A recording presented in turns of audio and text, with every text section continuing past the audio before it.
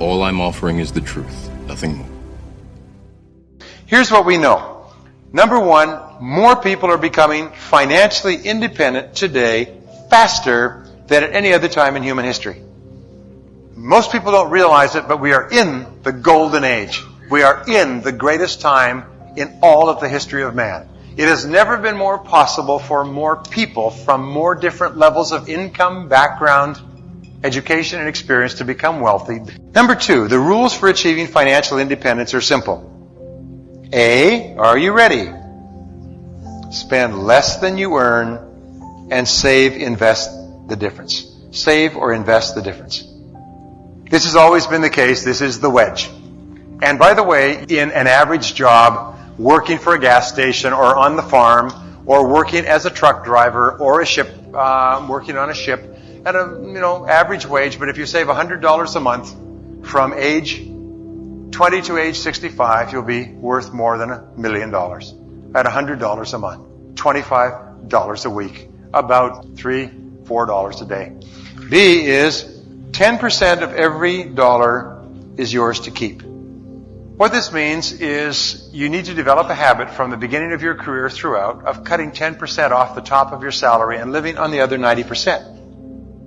Most people, as we said before, get their paycheck, spend it all. If there's anything left over, they throw it in the bank temporarily. Then they grab it out and spend it on something else. They look at their bank account and say, geez, we got money here. Let's burn it. People have this unbelievable, they're almost like children. They've got to get rid of the money. So, C, $100 a month will make you a millionaire. $100 a month will make you a millionaire. Now, D is resolve in advance to prefer financial independence to status. Say to yourself, financial independence is number one to me. Status is number two. It's absolutely amazing. Do you know what we found about self-made millionaires? Is they never buy new cars. Why? It's because in a new car, there's several $1,000s worth of depreciation. So what they do is they pick a car that they really like, they follow it in Consumer Reports and J.D. Power, and then about 2 or 3 years out, they go out and they look at cars that are for sale in that genre, and they look for ones with low mileage and good service records, and they buy a car that $10,000 or $15,000 worth of depreciation has been taken out of. And then they buy it, and they drive it for 5 or 6 years. They don't care. E is, once you put it away, never touch it. And this is important. I'm going to write it in red. You see, many of us make the mistake of thinking that when you save money, you put that away so that you can have it. It's fun money. So when you decide, I want to buy a car, I want to go on a trip, I want a boat, I want a motorhome, I want something, you go after this money. However, if you want to spend money on those things, set up a separate savings account. This is savings for your financial security. Once you put it into this account, you lock it in. It's like one of those post boxes where it goes in and it doesn't come out. You never spend it. Never spend it. I can tell you stories about how this will change your life, but please believe me, once you put it away, decide I will never spend it. As far as I'm concerned, it's gone forever. I will not spend that money. I will do whatever is necessary, no matter what my financial emergency is, but I won't touch my financial fortress. Never touch it. Number 3, the values of money have never changed. Look upon money as something that has personality of its own. This is important because we know A, money goes and stays where it is appreciated. And it flees from places where it is not appreciated. Money goes to where it is loved, to where it is cherished, to where it is respected. It's an interesting point, but you can tell your attitude toward money several ways. But the simplest of all ways is by looking how you treat the money you have. If your money is all in a scramble in your purse or your wallet, it looks like somebody threw up there, and it's all mixed up, and all of the coins and all of the bills are all mixed in a mishmash, it means you're probably not doing very well in life. If your checkbook is misbalanced or mixed up or mismatched, or you've got 2 or 3 different accounts here and there and you have no idea what's in them, if you have bills coming in and you have no idea how much they are compared to what you're going to have to pay, if your financial life is in confusion, it means that you don't respect money. And if you don't respect money, money will come by and not stay long. It will just visit, maybe even drive past. But it won't come and stay. So therefore, you'll find that people who are very respectful toward their money, they carefully work out their checkbooks and their bank accounts. Their money is all very carefully, neatly folded in their purse, wallet, or pocket. Their coins are stacked properly or put in jars, or even better, put into a coin sorting thing and put into the bank. People whose financial affairs are neat and in order are always people who have more money and attract more money than those who don't. And the starting point, by the way, and a lot of people are looking away from me when I say this, the starting point is just to say, okay, from now on, I'm going to keep my financial affairs neat and in order. I'm going to sit down, and if it takes me a week or a month, I'm going to organize all my financial affairs. I'm going to work out to the penny what I have. I'm going to do an analysis and a budget of everything that I spend. I'm going to compare my income and my revenues against my expenditures. I'm going to look at what costs I have are discretionary and what are mandatory, what are fixed. I'm going to look at where I can cut back and where I can diminish and control. In other words, when you start to get your financial life meticulously in order by paying attention to your financial life, it'll change. If you take a little notebook, like those little spiral-bound notebooks, and you just simply write down everything that you spend over the course of a week, it'll change your whole philosophy toward money. Make sure that everyone in your family who spends money writes down $1.22 for postage stamps, 78 cents for a Coca-Cola, so-and-so for a donut. Just write it down. And then as you pay attention to this, begin to analyze it and look at it. And you'll notice extraordinary things. You'll see when you start to do it. You'll notice extraordinary patterns and you won't be happy. And you'll start to see how these patterns can be shifted and changed. And as you shift them and change them, how your whole financial life starts to fall into order. Just by the very act of observing your expenditure patterns. Number B, spend as much time analyzing an investment as you spend earning the money. Spend as much time analyzing the investment as you spend earning the money. Many people are very good in terms of saving their money or getting a bonus, putting it away. And then what they do, someone says, why don't you do this? Okay, here's a good stock. The only thing easy about money, as a wise man once said, is losing it. Making money is very hard. Accumulating is very hard. A Japanese proverb says, making money is like digging in the sand with a pin. But losing money is like pouring water on the sand. So therefore, recognize that almost everything around you is an opportunity to spend or lose money. Number D is study every detail of the business. Don't be afraid if somebody wants to offer you an investment to say, well, great, could I see your financial statements? You're asking for my money? I would like to see your personal financial statements to see how well you've done with your own investments. Usually they'll make a bunch of excuses and you'll never hear from them again. Because a lot of these people can't. And every so often you'll get a person who will show you their financial statements and they'll knock your eyeballs out. That's the one to invest in. You want to become wealthy, invest with wealthy people. Yeah, not poor people. Okay. F, self-made millionaires do not gamble, do not speculate, do not take chances. In fact, self-made millionaires have an aversion to gambling. What does that mean? It means that there's something about gambling they just don't like. There's something that is morally wrong with gambling. First of all, gambling is an attempt to get something for nothing, which is a moral obscenity and which is a cancer that destroys every society in which it becomes rampant. No further exegesis need be gone into. But the other thing is this, is they like calculated risks where they can apply their talents, ability, and intelligence to putting the odds in their favor. They don't like gambling. Here is a dangerous thought, and I've learned this over the years.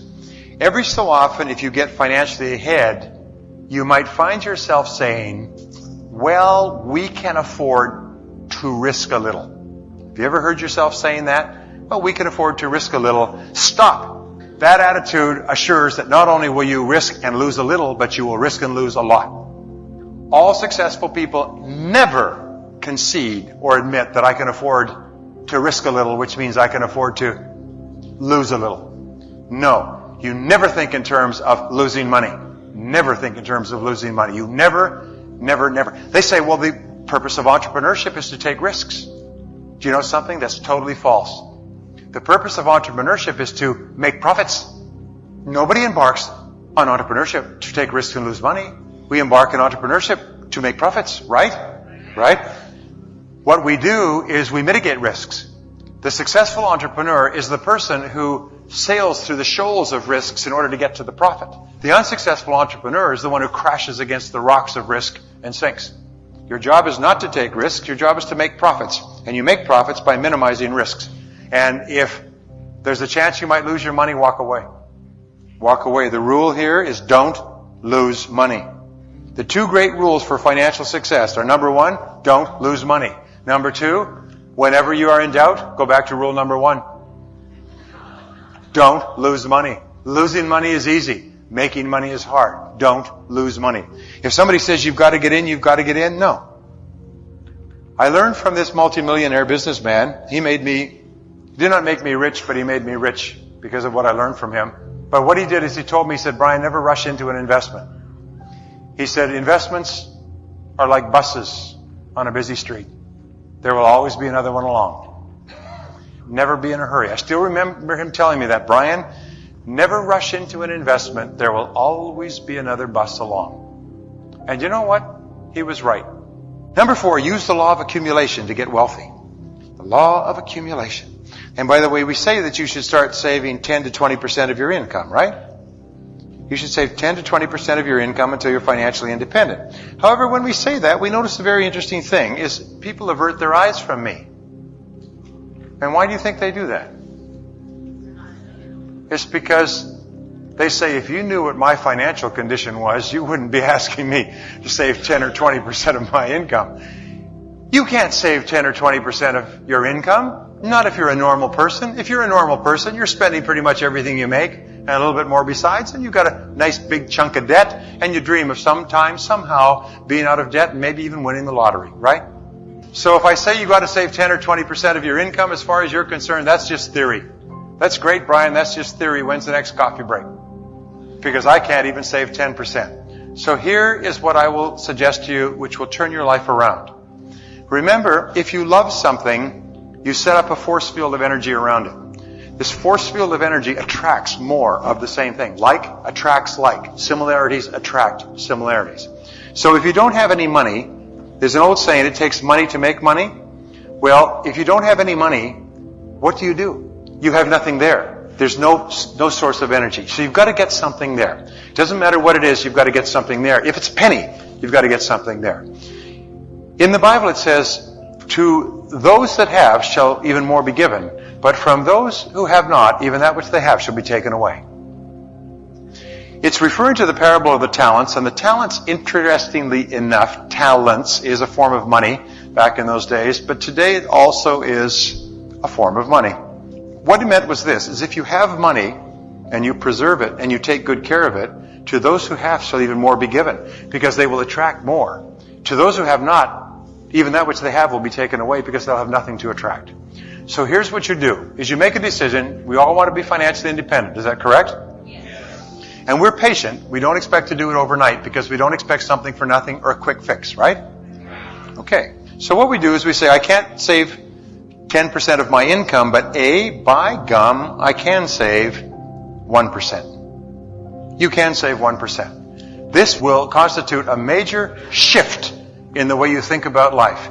But the rule is this, make a decision today that whatever you earn on a gross basis, you will save 1% and live on 99%. So let us say you make $3,000 a month, pretty much the average family income in America gross. Well, that's $30 a month. Now, is it possible if you make $3,000 a month to save $1 a day? If you budget your time, you could just, cut off a Coke, cancel out a donut, scrap some taco chips, you could get $1 a day. It will require the big S word, which is sacrifice, of course. Now, if you sacrifice, so you save $1 a day. Now, you don't save $1 at the end of the month. You take yourself an old fruit jar and you put it on your dresser, and into that fruit jar you put $1 every single day. At the end of a month, you'll have $30. You take it down to the bank and you open up an account. This is your financial fortress account. This is an account that you never touch. This is the account that's going to make you a wealthy person. I promise you this will work if you will work at it. You just save $30 a month. Now, when you get something extra, By the way, the very act of saving $30 a month seems like nothing, but can you do it? Say yes. And you live on the other 99%. It's not going to affect your lifestyle at all, really, is it? Okay, you just don't go out to McDonald's once a week. So what will happen is you put it away and you start thinking about that. This is the beginning. This is the starting point. Journey of 1,000 leagues begins with a single step. I've taken my first step, $1 a day. It doesn't seem like much, but the next time you cash in some pop bottles, stick that in the old fruit jar.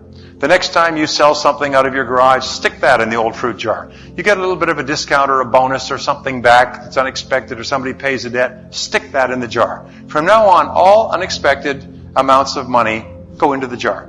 And then at the end of the month, they go into the account. You will find, by the way, that this begins to glow like a reactor core. And it begins to attract money to you, little bits of money from all over the place. A nickel, a dime, a quarter, 50 cents, something you find on the street. And you put it all in. And as it grows, the energy source grows. It's like more reactor bars. It starts to grow. And it's only $30 in the first month, and it's $65 the second month, and it's $120 the third month. And then you get a chunk here and a chunk there. At the end of the year, it will not be $360.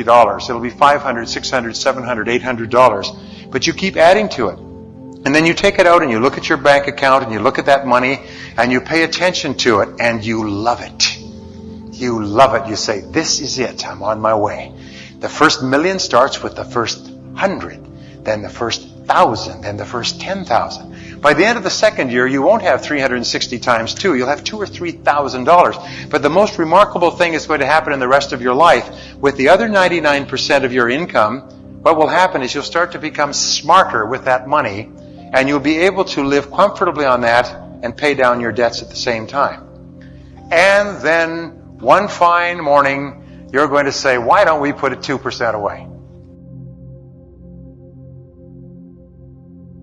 And so you start to save 2%. And then 3%. And do it as you're comfortable. Stretch a little bit. Maybe set a goal. Say, okay, the first 3 months we'll put 1%. Then after that we'll put 2%. In the 9th month we'll start 3%. At the end of a year we'll be at 4%. At the end of 15 months, 5%. Whatever. Set a goal. And pretty soon, I can promise you, in not more than a year to 2 years, you'll be up to 10%.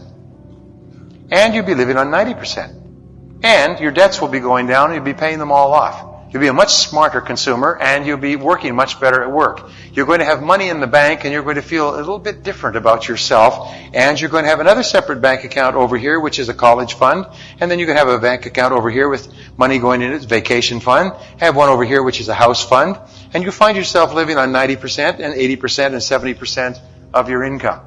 3 years from now, you're going to have several $1,000s in your account and so on and so forth. The law of accumulation, it starts to roll like a snowball. If you will start it into action, it will work for you. But it starts off with something very simple, $1 a day. You say, well, $1 a day can't make that much of a difference. Now, don't tell me that it won't make a difference until you have proven to me by doing it that it won't make a difference. But I promise you, you can't prove it to me that it won't work, because it will. And all the great fortunes started here. Do you know what our mistake we make? Is we say, when I get a big hit, then I'm going to start saving. You will never get a big hit. What you do is you start saving now, and then you get big hits and you put it into the pile. Okay. B, gradually build to 10%, 15%, 20% of your income. All self-made millionaires save 10, 15, 20% of their income. That's how they become wealthy. C, put every extra dollar away to build your financial fortress. Every extra dollar you get, put it away to build your financial fortress. And it'll happen far faster than you realize. Number 5, use the 2 great principles of wealth. The 2 great principles of wealth are A, make compound interest work in your favor. Get that money in there and get it working. Make compound interest work in your favor. Remember, if you invested $1 at 3% at the time of Christ, you'd be worth all the money in the world today. Compound interest is phenomenal. It's phenomenal. So make compound interest work in your favor, but get the money in there. And B, use dollar cost averaging. Use dollar cost averaging. Don't worry about the market or prices being exactly right. Unless, of course, they're grossly overpriced. Number 6, the number 1 rule for success is frugality. Frugality. Practice frugality in everything you do. The 3 rules for success in real estate are location, location, location. The 3 rules for success in financial independence are frugality, frugality, frugality. When in doubt, don't buy it. And if you can possibly rent it, rent it. If you can get it used. Frugality, frugality in all your financial decisions. Practice the canary song. Do you know what the canary song is? Cheap, cheap, cheap, cheap, cheap, cheap, cheap. Let people joke about how cheap you are until you reach the age of 55 and you're financially independent and they are scrambling, looking like deer caught in the headlights because they're broke and desperate and they're getting old and their job is no longer secure and they spent everything they made and a little bit more besides. And number 7, develop the quality of patience. Long time perspective in becoming wealthy. Develop the quality of patience. Be willing to hang in there. Remember, the average self-made millionaire takes 22 years from 0 to $1 million. 0 to $1 million takes 22 years. And you don't have to make a lot of money. You just have to do it steady, steady, steady. Be like the force of erosion. Bit by bit, year by year. Don't tell anybody else what you're doing. Here's another thing about self-made millionaires is nobody knows they've got money. You look at them, they can't tell that they've got money. They wear Timex watches and C&R clothiers suits, and they drive used cars, and they live in normal neighborhoods and mow their own lawns. Nobody knows that they're wealthy. Even their kids don't know that they're wealthy. It's probably the most important of all.